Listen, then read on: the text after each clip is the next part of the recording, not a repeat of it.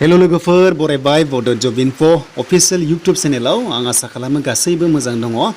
दा बिग आपडेटआ बेनो नोंथांमोननिया TOD एबा बेखौ लानानै आगनिपात स्किम ओंखारदोंमोन बेखौ लानानै गोबां प्रब्लेम जागासिनो दङ।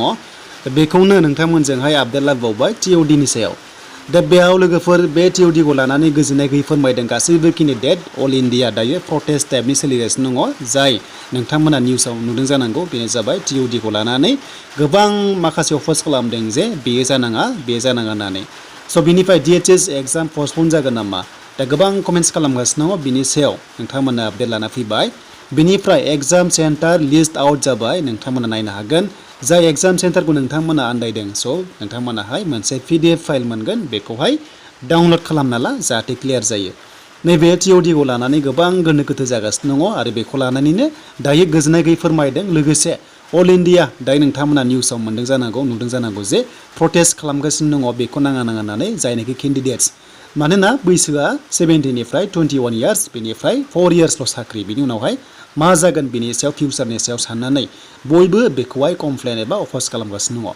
स' बिदिब्ला जों थांनि फै अफिसियेल साइटआव DHS नियाव dhs.assam.gov.in बाव फैनानै जोङो एडमिट डाउनलड खालामनो हायो। बेनिफ्राय एग्जाम सेन्टार बेयाव लिस्ट आउट जाबाय जाय एग्जामा 19 जुनाव जानो गोनां बेनो जाबाय लोगोफोर ग्रेड 4 DHS ग्रेड 3 दासिमबो ओंखाराखै आसा खालामो जुलाइआव जागोन एग्जामा 26आव जानो गोनांमोन नाथाय एपेक्स बेंकनि एग्जाम दङ जानायनि चान्स गैया।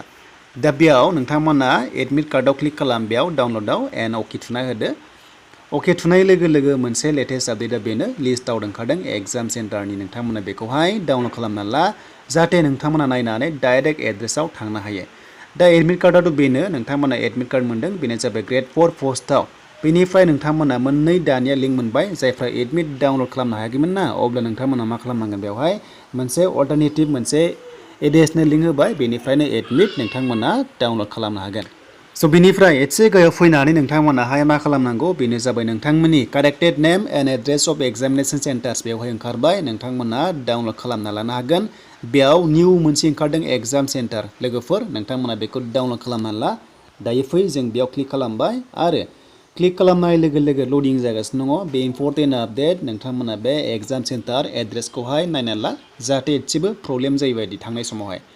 स' बेवहाय लडिं जागासिनो दङ आरो बे एग्जामा पस्टपन जागोन नामा दा अखा हाबाय थायोबा पस्टपन जागोन नाथाय दासिमबो अफिसियेलि एनाउन्स खालामाखै जे एग्जामा पस्टपन जागोन होननानै नाथाय हेभि रेन जाबाय थायोब्ला अखा हाबाय थायोब्ला एग्जामा पस्टपन जागोन मानोना दैबाना जानायावहाय गारिनि थांलाय फैलाय आरो एग्जाम सेन्टार कन्डाक्ट खालामनांगौआ इजि नङा।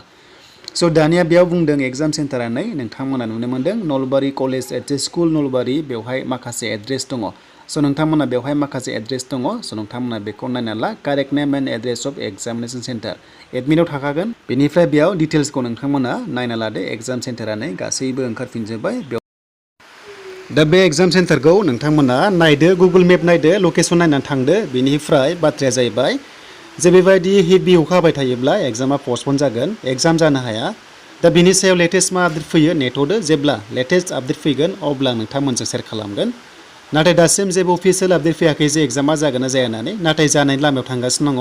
दा जेरैबो दैबाना जायोब्ला एग्जामा जाया बिनि सायाव डिटेल्स मोनोबा आं नोंथांमोनजों थाबैनो लाना फैगोन। स' बेनिसिम लोगोफोर लेटेस्ट आपडेट DHS नि एग्जामनि बागै।